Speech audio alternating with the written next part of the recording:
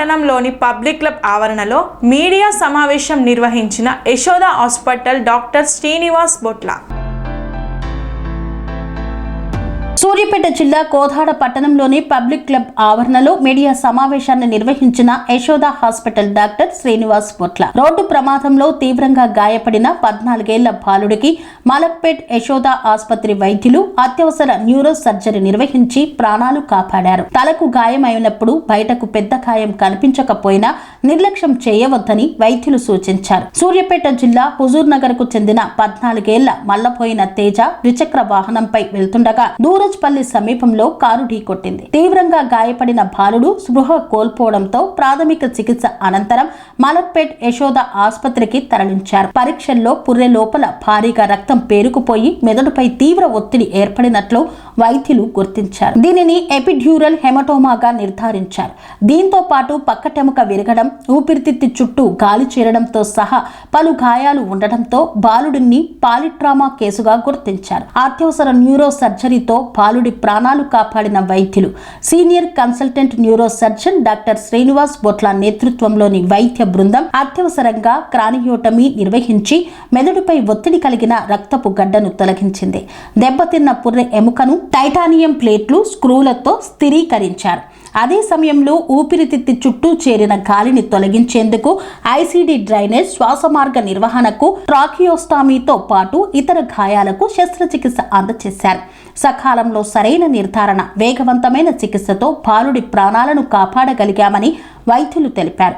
Road ప్రమాదంలో తలకు బలమైన గాయం తగిలితే బయటకు గాయం కనిపించకపోయినా వెంటనే వైద్యులను సంప్రదించాలని సూచించారు.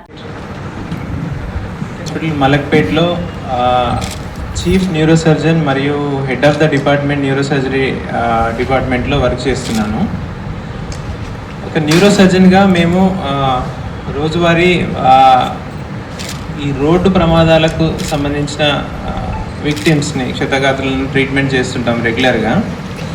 సో మీరందరూ కూడా చూస్తూనే ఉంటారు. మనం ఈ రోజుల్లో పత్రికల్లో కానీ, టీవీలో కానీ, సోషల్ మీడియాలో కానీ చూసినట్టయితే ఈ రోడ్డు ప్రమాదాల సంఖ్య, ఫ్రీక్వెన్సీ కానీ పెరుగుతుంది. అండ్ దానివల్ల విక్టిమ్స్, దాని బారిన పడ్డ వాళ్ళ సంఖ్య కూడా చాలా పెరుగుతుంది. సో ఈ రోడ్డు ప్రమాదాల్లో గాయాలనేవి మన తల నుంచి పాదాల వరకు ప్రమాదం జరిగిన తీవ్రతను, ప్రమాదం జరిగిన పద్ధతిని బట్టి తల నుంచి పాదాల వరకు ఎక్కడైనా గాయం జరిగే అవకాశం ఉంది. ఈ గాయాల్లో మనకు కాలుకు కానీ, చేతికి కానీ ఏమైనా ఫ్రాక్చర్స్ అట్లాంటివి అయినట్టయితే అవి కొంతవరకు లెస్ సివియర్, అంటే ప్రాణాంతకంగా ఉండే అవకాశాలు చాలా తక్కువ. అవి రొటీన్ ఇంజురీస్లా పరిగణిస్తాము. అదే ఇంజురీ మనకు బ్రెయిన్కి, హెడ్కి కానీ, స్పైన్, వెన్నుపూసకు కానీ జరిగినట్టయితే ఇది చాలాసార్లు ప్రాణాంతకంగా పరిగణించే అవకాశం ఉంది. సో ఎందుకంటే తలలో మనకు బ్రెయిన్ ఉంటుంది అండ్ స్పైనల్ కార్డ్లో వెన్నుపాము, స్పైనల్ కార్డ్ ఉంటుంది కాబట్టి దానివల్లనే మన చేతులు, కాళ్ళు ఆడటానికి ఇదంతా సాధ్యపడుతుంది. సో సాధారణంగా ఈ skull, head injuries and spine ఇంజురీస్ని చాలా క్రిటికల్ ఇంజురీస్గా పరిగణిస్తుంటాం.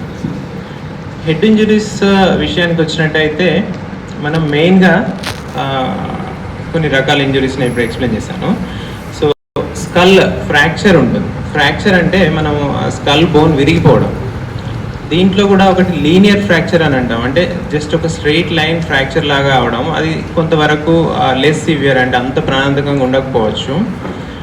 ఓన్లీ కొన్ని కండిషన్స్లో ఎప్పుడైతే దాని కిందనున్న రక్తనాళం తెగి దాని ద్వారా బ్లీడింగ్ అయినప్పుడు ఈ స్కల్ ఫ్రాక్చర్ అనేది చాలా క్రిటికల్ అవుతుంది. ఈ విరిగిపోయిన భాగం బ్రెయిన్ లోపలికి చొచ్చుకొని పోతుంది. ఇలా చొచ్చుకొని పోయినప్పుడు బ్రెయిన్ డ్యామేజ్ అవ్వడం, బ్రెయిన్ లోపల బ్లీడింగ్ అవ్వడం, దీనివల్ల కూడా మళ్ళీ ప్రాణాంతకంగా మారే అవకాశం ఉంది ఇంజురీస్. ఇవి స్కల్ ఇంజురీస్ 2 టైప్స్ ఉంటాయి. సో ఇది కాకుండా బ్రెయిన్ లోపల ఇంటర్నల్ హిమరేజ్ జరిగే అవకాశాలు ఉంటాయి. ఈ ఇంటర్నల్ హిమరేజెస్ 5 రకాలుగా ఉంటాయి. దాంట్లో ఒకటి ఎక్స్ట్రాడ్యూరల్ హిమరేజ్ అని అంటాము, రెండోది సబ్డ్యూరల్ హిమరేజ్, మూడోది పారెంకైమల్ హిమరేజ్ అంటే కంట్యూజన్ అంటాం, అంటే బ్రెయిన్ లోపల మొత్తం అది చితికిపోయినట్టుగా డ్యామేజ్ అయిపోవడం, నాలుగోది ఇంట్రావెంట్రికులర్ హిమరేజ్, బ్రెయిన్లో మనకు వాటర్ ఛానల్స్ ఉంటాయి, దాంట్లోకి బ్లీడింగ్ అవ్వడానికి ఇంట్రావెంట్రికులర్ హిమరేజ్, ఐదవది డిఫ్యూజ్ యాక్సినల్ ఇంజురీ అని అంటాం. సో ఈ 5 రకాల ఇంజురీస్ కూడా బ్రెయిన్ లోపల ఇంటర్నల్ ఇంజురీస్, బ్లీడింగ్, ఇవన్నీ కూడా ప్రాణాంతకంగా మారే అవకాశం డెఫినెట్గా ఉంది. ప్రాపర్గా వాటిని డయాగ్నోస్ చేసి టైమ్లీ ట్రీట్మెంట్ కనుక మనం ఇవ్వలేకపోయినట్టయితే ప్రాణాంతకంగా మారే అవకాశం ఉంది. కాబట్టి ఈ బ్రెయిన్ ఇంజురీస్ని ట్రీట్ చేయడం అనేది చాలా కాంప్లెక్స్ విషయం. సో బ్రెయిన్ అనేది బాడీలో వేరే ఇతర ఆర్గాన్స్, వేరే భాగాలతో పోల్చినట్టయితే బ్రెయిన్ చాలా యూనిక్గా ఉంటుంది. ఎందుకంటే మనం వేరే భాగాలన్నీ పనిచేయాలంటే ఫస్ట్ బ్రెయిన్ పనిచేయాలి. సో బ్రెయిన్లో ఏమైనా డ్యామేజ్ జరిగినప్పుడు ఆటోమేటిక్గా దాని రిఫ్లెక్షన్ వేరే భాగాల మీద పడుతుంది. మీరు అందరూ చూసుంటారు, సాధారణంగా ఎప్పుడైనా బ్రెయిన్లో బ్లీడింగ్ అయినప్పుడు, మనకు స్ట్రోక్ కానీ ఏదైనా వచ్చినప్పుడు రైట్ సైడ్ బ్రెయిన్లో బ్లీడింగ్ అయితే left side hand leg paralyse అవుతాయి.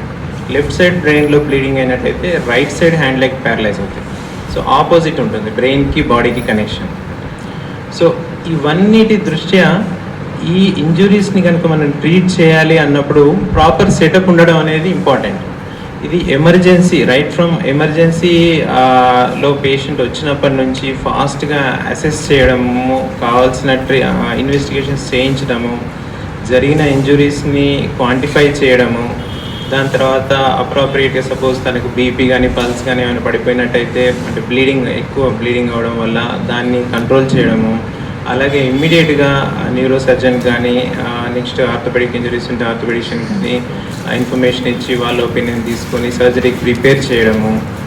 ఆపరేషన్లో కూడా ఇలాంటి బ్రెయిన్ ఇంజరీస్కి సంబంధించిన ఆపరేషన్స్లో మనకు ఎక్విప్మెంట్ అనేది చాలా ఇంపార్టెంట్. ఎందుకంటే బ్రెయిన్ చాలా సున్నితంగా అని ఎంతో చెప్పుకున్నట్టుగా ఈ ఎక్విప్మెంట్లో మెయిన్గా మైక్రోస్కోప్ కానీ, నావిగేషన్ కానీ, ఇట్లాంటి వేరే మంచి theatre, operation theatre, laminar theatre ఉండడం కానీ, ఇవన్నీ చాలా ఇంపార్టెంట్. ఎందుకంటే వీటి వల్లనే అవుట్కమ్, రికవరీ ఎలా ఉంటుంది అనేది డిసైడ్ అవుతుంది.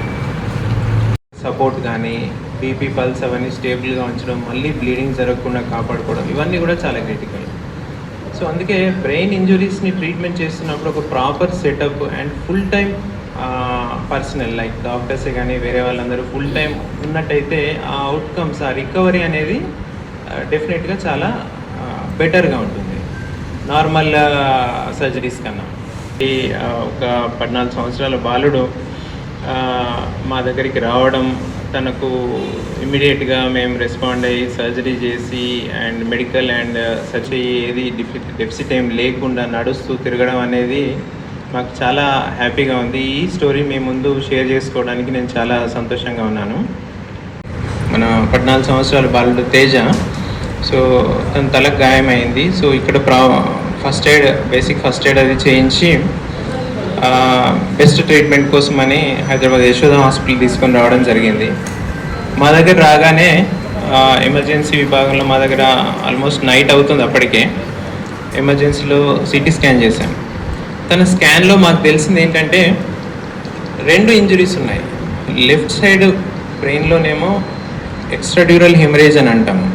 అది స్కల్ ఫ్రాక్చర్ అవడం వల్ల నేను ఇదివరకు చెప్పినట్టుగా రక్తనాళం అనేది బ్రేక్ అయ్యి బ్లీడింగ్ అవుతూ బ్రెయిన్ని ప్రెస్ చేయడం జరుగుతుంది. విపరీతమైన ప్రెషర్ ఉంది బ్రెయిన్లో. అలాగే రైట్ సైడ్ బ్రెయిన్లో కూడా కంట్యూజన్ అని అంటాం. సో 2 ఇంజురీస్ ఉన్నాయి తనకి.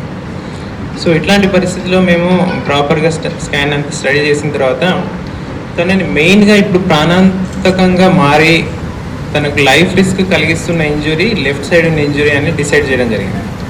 సో అలాగే రాత్రి ఆల్మోస్ట్ 11 గంటల ప్రాంతంలో తనకు ఎమర్జెన్సీగా ఎక్కువ టైం వేస్ట్ చేయకుండా ఇమ్మీడియట్గా సర్జరీకి తీసుకున్నాము. ఆల్మోస్ట్ 3 to 4 అవర్స్ సర్జరీ చేసాము. దీంట్లో మైక్రోస్కోప్, డ్రిల్ ఇట్లాంటి ఎక్విప్మెంట్ అన్నీ వాడాల్సి వచ్చింది. వాడి ఆ రక్తనాళం ఏదైతే బ్లాస్ట్ అయ్యి మనకు బ్లీడింగ్ కలిగిస్తున్న రక్తనాళాన్ని మేము ఐడెంటిఫై చేసి దాన్ని దాన్ని స్టాప్ చేసి బ్లీడింగ్ని జరిగిన బ్లీడ్ అంతా తీసి మళ్ళీ ఎముకని అక్కడే ఫిక్స్ చేసి తర్వాత తన ఐసీయూలో ట్రీట్మెంట్ అందించడం జరిగింది వెంటిలేటర్ ద్వారా. సో ఇలా ఒక 2-3 డేస్ జరిగిన తర్వాత మేము మళ్ళీ రైట్ సైడ్ బ్లీడింగ్ కూడా ఉంది కదా, దానికోసం మళ్ళీ సిటీ స్కానింగ్ చేసి ఆ బ్లీడింగ్ పెరగకుండా మేము బీపీ పల్స్ ఇదంతా కంట్రోల్ చేసుకుంటూ ఆ బ్లీడింగ్ పెరగకుండా చూసుకొని, సో వన్స్ అది పెరగట్లేదు అన్నప్పుడు దానికి మందులతోనే ట్రీట్మెంట్ చేద్దామని డిసైడ్ చేయడం జరిగింది. సో ఇలా చేస్తూ అండ్ తను వెంటిలేషన్ నుంచి రికవర్ చేయడానికి ట్రెకియాస్టమీ అని అంటాము, గొంతుకు కూడా హోల్ చేసాము. సో దాని ద్వారా వెంటిలేషన్ నుంచి కూడా తను తొందరగా 3 to 4 డేస్లోనే వెంటిలేషన్ నుంచి కూడా బయటికి తీసుకొని రావడం జరిగింది. సో ఈ విధంగా అత్యంత ప్రమాదకరంగా ప్రాణాపాయ పరిస్థితిలో ఉన్నటువంటి స్టేజ్ నుంచి ఒక 4 డేస్లో కంప్లీట్గా అంటే ప్రాణాపాయం తప్పించి రికవర్ అవ్వగలిగే స్టేజ్కి తీసుకుని రావడం జరిగింది with surgery and proper ICU management. ఆ తర్వాత left side hand leg weakness ఉన్నాయి, పారాలిసిస్ వచ్చింది తనకి. ఎందుకంటే రైట్ సైడ్ బ్లీడింగ్ ఉంది అని మనం ఇదివరకు చెప్పుకున్నట్టుగా రైట్ బ్లీడింగ్ మోటార్ కార్టెక్స్లో ఉండడం వల్ల లెఫ్ట్ సైడ్ పారాలిసిస్ రావడం. సో దానికోసం ఫిజియోథెరపీ చేస్తూ రీహాబిలిటేషన్ సెంటర్కి తీసుకెళ్ళి అక్కడ కూడా నేను పర్సనల్గా అబ్జర్వ్ చేస్తూ ఫాలో అప్ చేసి నా పర్సనల్ ట్రీట్మెంట్లో ప్రాపర్ ఫిజియోథెరపీ ఇవ్వడం వల్ల కంప్లీట్గా హ్యాండ్ అండ్ లెగ్ కూడా మనకు మూమెంట్ వచ్చేసి స్లోగా వాకర్ పట్టుకొని నడుస్తూ అలా step by step over 1 month పీరియడ్లో కంప్లీట్ రికవరీ అయిపోయాడు తను. నమస్తే అండి, నేను డాక్టర్ శ్రీనివాస్ పొట్ల. నేను సీనియర్ కన్సల్టెంట్ న్యూరో సర్జన్ మరియు chief neuro surgeon and HOD department of neuro surgery Yashoda hospitals Malakpet. మేము ఈరోజు ఒక 14 సంవత్సరాల బాలుడు రోడ్డు ప్రమాదంలో తీవ్రంగా గాయపడి ప్రాణాపాయ పరిస్థితిలో యశోద హాస్పిటల్ మలక్పేట్కి తీసుకొని రావడం జరిగింది ఒక 2 నెలల కిందట. సో తనను అసెస్ చేసి తనకు బ్రెయిన్లో ఇంటర్నల్ బ్లీడింగ్ జరిగి ప్రాణాంతకంగా ఉంది, లైఫ్ రిస్క్ ఉంది అన్న పరిస్థితిని ఇమీడియట్గా మేము అసెస్ చేయడం ద్వారా అర్ధరాత్రి ఇదంతా కూడా ఎమర్జెన్సీలో చేయడం జరిగింది. సో దాని ద్వారా తనకు ఇమ్మీడియట్గా ఎమర్జెన్సీలో ఒక 3 to 4 అవర్స్ శ్రమించి మేము బ్రెయిన్ సర్జరీ చేసి ఆ క్లాట్ అంతా ఎవాక్యుయేట్ చేసి తర్వాత తనను ఐసీయూలో complete ventilator support with care ఇవ్వడం వల్ల తను కంప్లీట్గా రికవర్ అవ్వడం జరిగింది. ఈరోజు మన కళ్ళ ముందు తను యాక్టివ్గా కదులుతూ తిరుగుతూ ఎలాంటి డెఫిసిట్ లేకుండా అండ్ ఎలాంటి మెమరీ డిస్టర్బెన్సెస్ కానీ ఏమీ లేకుండా తను కంప్లీట్గా రికవరీ జరగడం చాలా సంతోషంగా ఉంది. సో ఈ తన స్టోరీ ద్వారా నేను చెప్పదలుచుకునేది ఏంటంటే ఇలాంటి ప్రాణాంతకరమైన హెడ్ ఇంజురీస్, బ్రెయిన్ ఇంజురీస్ కానీ రోడ్ యాక్సిడెంట్స్లో జరిగిన ఇంజురీస్ కానీ ట్రీట్మెంట్ చేస్తున్నప్పుడు అన్ని ఫెసిలిటీస్, అన్ని సదుపాయాలు, ఫుల్ టైం డాక్టర్స్ ఉన్న ప్లేస్లో కనుక మనం ట్రీట్మెంట్ తీసుకున్నట్టయితే కంప్లీట్ రికవరీ అయ్యే అవకాశం ఖచ్చితంగా ఉంటుంది అనే విషయం చెప్పదలుచుకున్నాను. Thank you.